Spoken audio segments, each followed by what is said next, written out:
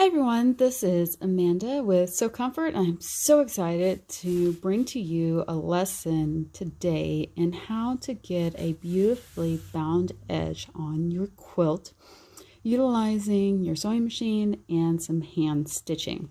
This is actually a quilt that I made over the holiday for Christmas, and I actually never got a chance to finish binding it, so I'm going to show you today the technique that I was using. This technique utilizes your sewing machine to attach the binding, and then you use hand stitching to roll the binding to the back, which gives it a nice, beautiful edge on the front and hidden stitches on the back. So the very first thing that you do is cut anywhere between a 2.25 or 2.5 inch strip. Iron it in half and then attach it all the way along your quilt edge using a standard stitch, typically 2.5 millimeters on your sewing machine. So then when you get to your corners, you stop 1/4 inch and create this L. What this does is give you a perfectly mitered corner every time. A mitered corner is the picture frame corner that you see. And this one's actually been pinned for a while, so it went back to where I want it when I turned it. So I'm going to show you now how to do this. We're just going to flip over our quilt to the place that I've been sewing. And we're going to pin down the fabric so that the binding, so that it covers our current stitch. We're going to do this all the way to the corner, and then in the corner we are going to make a triangle and fold that triangle over the other side. And I do highly recommend pinning the actual triangle because sometimes these get to be a little tricky and they like to come out. There are people that won't actually pin their binding, and that's perfectly fine, but I find that the more I tug on it, the more it stretches out of shape, and I find myself struggling at the end where the join is to get my binding to be smooth. So I just pin it first. Yes, it takes some time, but it does make sense to me. And then for the actual binding portion, I've already started this, and you can see my little teeny tiny stitches in here. There you go. You want to take a piece of thread that is roughly the same color as your binding or your backing and attach it to your quilt. And then you just do a slip stitch. So the slip stitch goes under the edge of the binding, catches just the top portion of your quilt, and then you pull it through. Then I always just, because I have a hard time getting this underneath otherwise, I actually roll my binding up towards me. Oops. And take a very small stitch through the edge of the binding itself. And then I pull that down.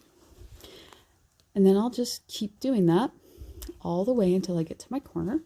And then I will actually sew my corner with stitches, tiny stitches inside of the fold. And this is a very easy technique to do.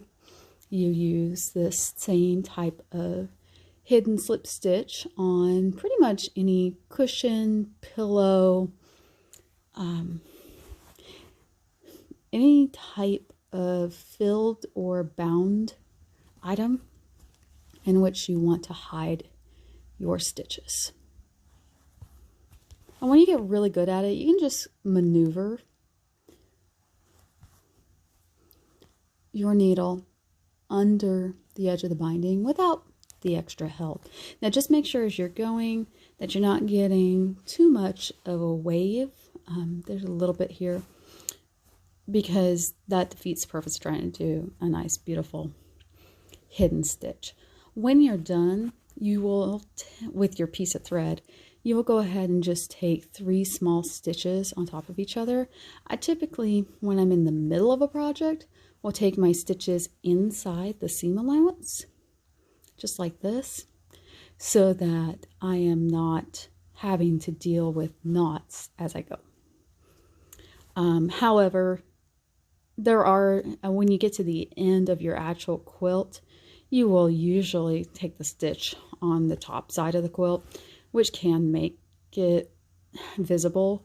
So I actually recommend, if your binding is a different color than your actual quilt, I recommend trying to match your thread to your binding rather than the quilt, because typically when we see the thread, it's going to be on the top side. So let me go ahead and just show you a finished corner so you can see what this technique looks like when it's done. You'll see I have stitched tiny stitches on front and back to make sure that my quilt is indeed laying down properly and creating beautiful corners. So this is a quick tutorial on how to attach your binding to your quilt by machine,